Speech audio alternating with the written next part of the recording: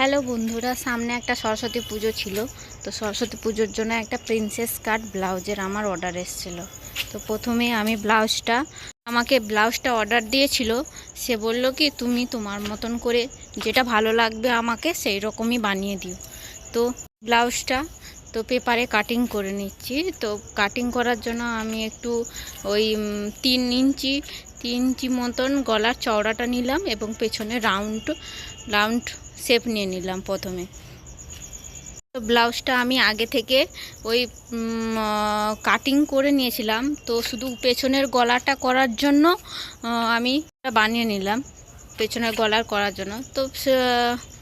তো একটা 3 ইঞ্চি মতন চওড়া নিয়ে 2 ইঞ্চি লম্বাই নিয়ে তো গোল করে কেটে নিলাম। তারপরে একটি নিচে রাউন্ড শেপ করে নিলাম।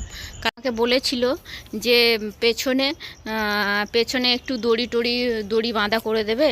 তো দড়ি বাঁধা করতে বলেছিল বলে তো আমি ভাবলাম কি, একটু সবাই তো এমনি নর্মাল দড়ি বাঁধা পরে, তো একটু আলাদা টাইপেরই করি। তার জন্য এটাই আমি আলাদা মতন করতে গিয়ে তো আমি এইটাই করতে গেলাম, যাতে ভাল লাগবে, বাচ্চা মেয়ে তো বেশি ভাল লাগবে, তার জন্য করে নিলাম। পরে পেনে ডিজাইন করার পরে তো কাঁচি নিয়ে কেটে দেব। কেটে নিলাম। তো ওপরটাও কেটে নেব। কাটার পরে এই কাগজটাই আবার মুড়ে তো কাপড়ের যেটা লাইলন আছে, তো লাইলনটা আমি কাগজটা ফেলে লাইলনটা ডবল ভাঁজ করে আমি আগে দাগ নিয়ে নিলাম চক দিয়ে দাগ দেওয়ার পরে তোমার যেরকমই হোক কাগজ দিয়ে, না হলে এমনি অনেকে, আমি কাগজ দিয়ে যেহেতু ডিজাইনটা করেছিলাম, তো কাগজ দিয়ে করলে সুবিধে হয়। কাপড়ে কোনো কারণে ভুল টুল হলে তো কাপড়টা নষ্ট হয়ে যায়। তো আমি কাগজটা ফেলে আগে কাগজটা করে নেওয়ার পরে আমি লাইলনের ওপরে ফেলে লাইলনটা কাটিং করে নেব।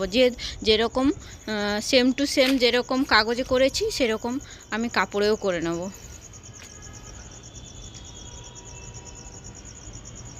যে অসুবিধা হচ্ছে কারণ আমার ফোনটা একটু প্রবলেম করছে। তো কাটা হয়ে গেল পেছনের পার্টটা। আর সামনের পার্টটা আমি আগে থেকে কেটে রেখেছিলাম, যেহেতু বড় ভিডিও হয়ে যাবে তার জন্য আমি এতটা বড় ভিডিও বানাচ্ছি না। তার জন্য আগে থেকে আমি সামনেরটা কেটে রেখেছিলাম, কাগজেই কেটে রেখেছিলাম। কাগজ থেকে আমি লাইলনে ফেলে কাট করলাম। কাট করার পরে ওই লাইলনটাই দিয়ে মেন কাপড়টা কেটে নিচ্ছি। তো সামনের পার্টটা কেটে নিচ্ছি।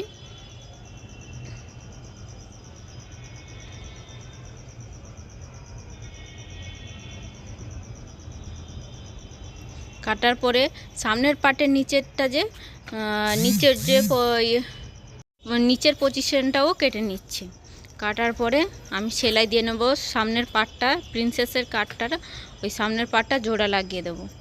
জোড়া লাগানো হয়ে গেল আমার দু সাইডে জোড়া লাগানোর পরে তারপরে আমি আগে থেকে প্যাডটা লাগিয়ে নিয়েছি। যেহেতু আমি ভিডিও বানাইনি, ভিডিওটা অনেক লং হয়ে যাবে, তার জন্য লাগাইনি।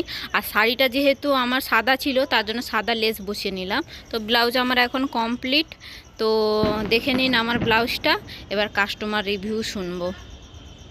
হ্যাঁ, অনেক সুন্দর হয়েছে। ব্লাউজটা ঘুরে দেখা। অবশ্যই, কেন না। দেখা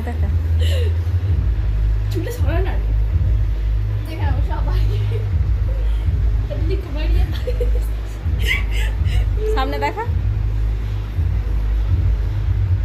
দেখে নিলেন ব্লাউজটা। তো থ্যাংক ইউ, টাটা।